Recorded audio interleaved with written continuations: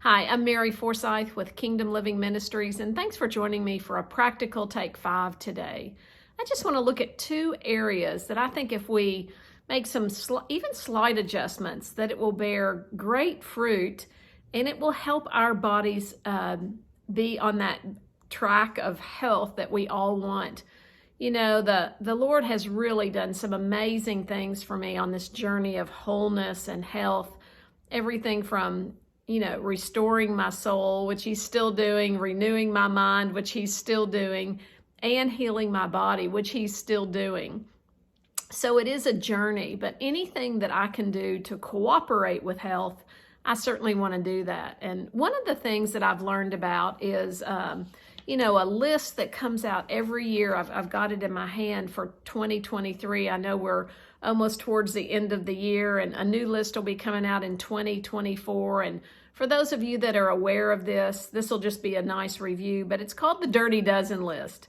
And those are the top 12 vegetables and fruits that have been assessed for the year based on what pesticides and how the farming techniques have been, and many other elements go into the assessment of that. But the recommendation every year is that you don't eat these foods unless they're organic.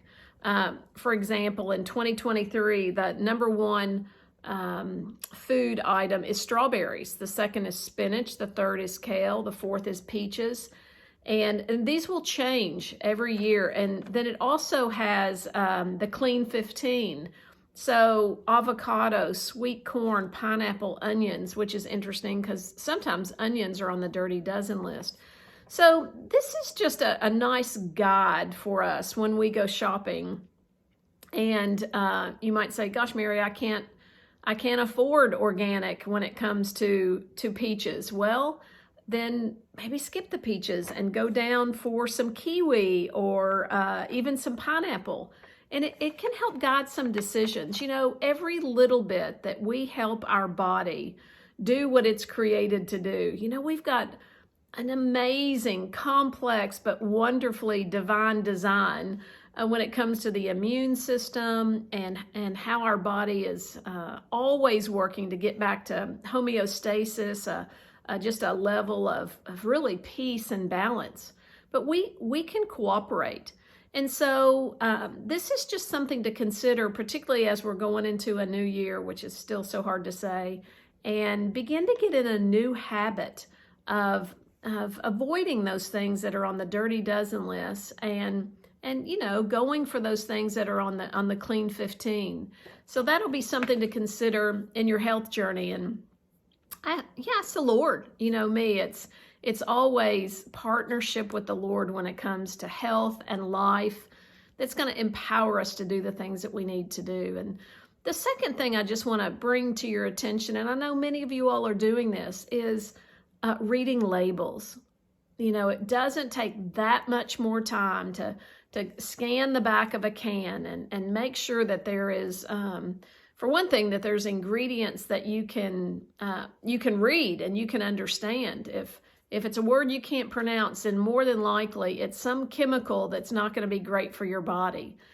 And, ask the Lord to lead you to some websites and some resources that can give you a better of understanding that it's not just work to go shopping, but you get just a little bit of knowledge so you can glance at the back of a can or the back or side of a package and you'll know, oh, no, I'm going to stay away from that.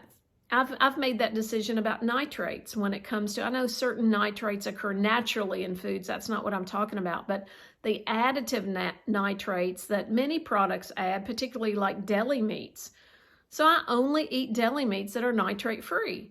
Any type of turkey bacon or bacon that's nitrate free, I'll go for that.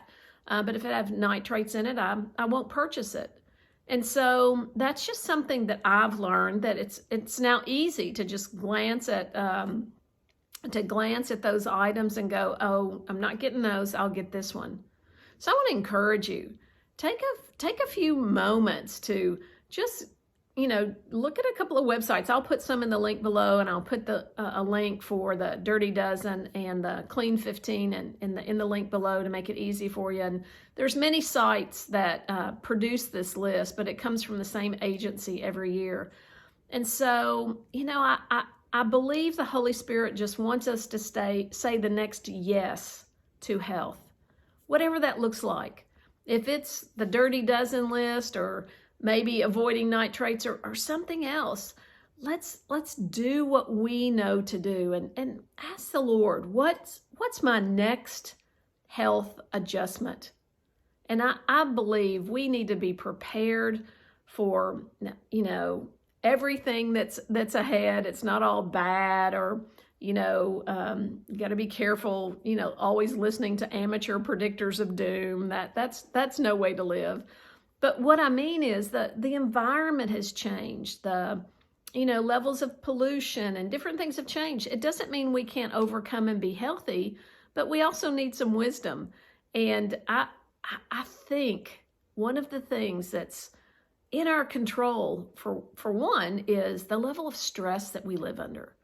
I've really learned to zen out over the last couple of years, and I use a breathing technique and a meditation app at night. I get off all screens a couple of hours before I go to bed. I've found a de-stressing routine that has literally worked for me. I mean, it's measurable.